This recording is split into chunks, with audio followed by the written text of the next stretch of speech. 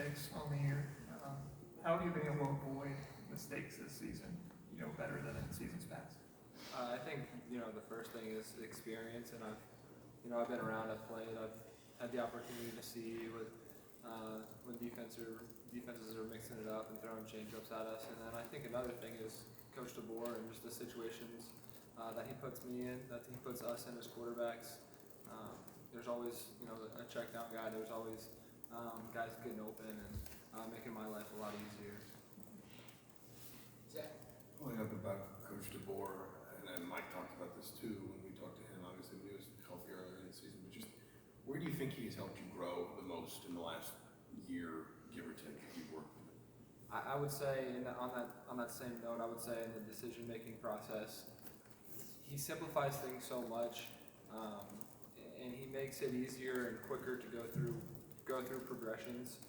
When you're able to identify things pre-snap, and I would say also during the week, but when you're able to identify things pre-snap because you're so prepared and you're so locked in, that's a credit to how he teaches us throughout the week and what we're able to do on Saturdays when guys are running wide open. That comes from Kevin. As a follow-up to that, how have you seen yourself as a quarterback develop from when you first got here to where you are now?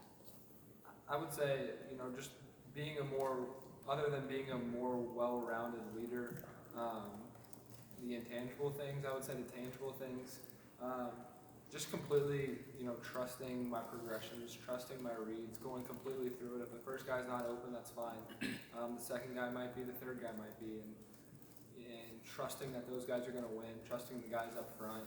And like I said, that comes with experience and that comes with time. Kevin and Jim. Simon mentioned, some goals are still on the table, including beating a top 25 team. How much do you think you and the team view this Saturday as another opportunity against a high-profile opponent, especially after, coming close last week?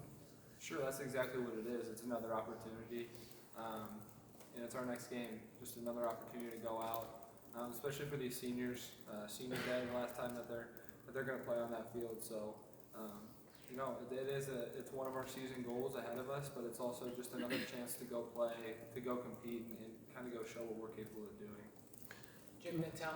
Not a game question per se, but you had the opportunity to play against the quarterback Clifford in high school this past weekend. The night before, didn't your brothers play against each other in the same situation? How special is that for you as a brother and just a family? Yeah, it's really cool. I mean, it's something that I grew up around my whole life, was watching my dad coach, and my older brother went through it, got the opportunity to play for my dad. I did, and now my younger brother. To play in a big-time special rivalry game like that in high school was, something as a kid that we all looked, so forward to doing. And he had the opportunity to do it and win the night before we played Penn State. And I'm sure it's the same for Sean and his younger brother. So it was a really cool thing. Peyton, you mentioned earlier about your growth with first and second and third reads and such. Will you tell me a little bit about what's different with Coach DeBoer's offense, where the same with the receivers? Because it seems like all of them are always running their routes to the fullest, whether they know they're going to get the ball or not. And I think that's a point of emphasis. The small, minute details of just doing the small things. Even if you're not going to get the ball, running the route to clear somebody out and help out one of your guys. We have so many talented guys, and they're also grown up and a year older now as well. So they kind of understand the game more, that, hey, I might not get the ball here, but somebody else might, and it might be a big play. So that's something that Coach DeBoer has emphasized to all of us, not just receivers. You've seen running backs doing it. You've seen offensive linemen finishing their blocks all the way to the whistle.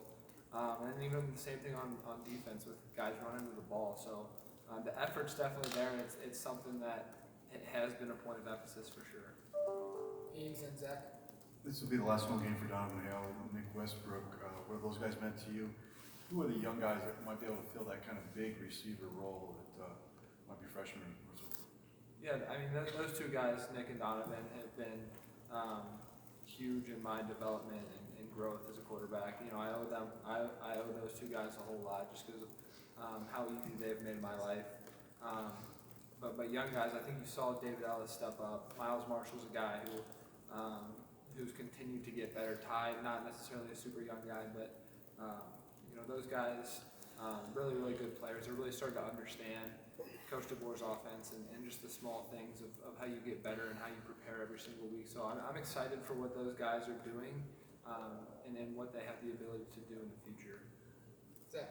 You brought David Ellis up there. I think we asked about him on Saturday, but he had a breakdown film yesterday. Just what do you feel like he did well, and if you do need to lean on him more this week, next week, depending on Lob status, just how much do you feel like you can put on him compared to maybe a more experienced guy like Lob?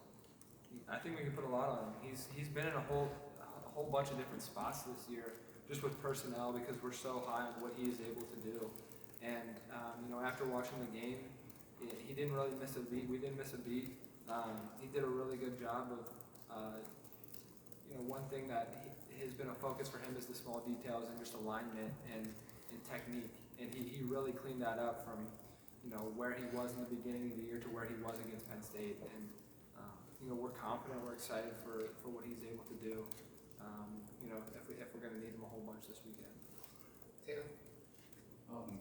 The two games that you played against Michigan, they've kind of played passing defense pretty well against you guys. Is that something you recognize? And if it is, what does Michigan kind of do that kind of throws a wrench into what you guys are trying to do? I just think they're really talented. They have really, really talented guys in the secondary, and they have a lot of trust and a lot of faith in those guys that they're going to be able to lock guys down in man coverage. And on the same token, they're good pass rushers. They do a lot of different things up front, so they force you to get the ball out of your hands quicker than sometimes you may like to. And they have those guys that are able to cover. So, we'll find ways this week to hopefully be able to protect and hopefully ways to get open throughout the course of the week. John? So we found out about this last week, but the captainship, does it mean anything to you on the field to have that title officially? And of all the things that happened this season, what did that mean to you? Yeah, really, really special. Something that it does mean a lot to me.